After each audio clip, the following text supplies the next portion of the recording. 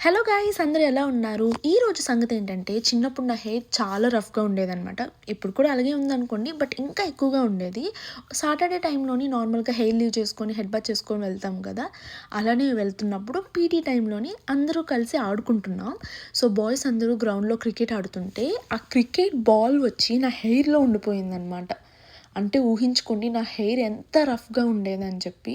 So, అది తీయడానికి మళ్ళీ తర్వాత చాలా థాట్‌లు పడ్డామనుకోండి, అది వేరే సంగతి. మా కర్లీ హెయిర్ బాధలు చెప్తే అర్థమయ్యేవి కాదు. అనుభవిస్తేనే తెలిసేవన్నమాట. నార్మల్‌గా హెయిర్ దువ్వితే పిచ్చుగుల్లాగా అవుతది. హెయిర్ దువ్వకుండా వదిలేస్తే జడలు కట్టేస్తాం. ఫైనల్‌గా హెడ్ బాత్ చేసినప్పుడు మాత్రమే మా కర్లీ హెయిర్ లాగా అనిపిస్తది. నాకు తెలుసు మీలో చాలా మంది కర్లీ హెయిర్ బాధితులు ఉన్నారని. కింద కామెంట్ సెక్షన్‌లో చెప్పేయండి. మనం టిప్స్ అండ్ ట్రిప్స్ మాట్లాడేసుకుందాం. ఇంకా ఈ రోజు సంగతి వస్తే యాజ్ యూజువల్‌గా మార్నింగ్ లేచి యోగా చేసి, ఓట్ మీల్ తినేసి, మధ్యాహ్నం కినోవా లంచ్ చేశాను.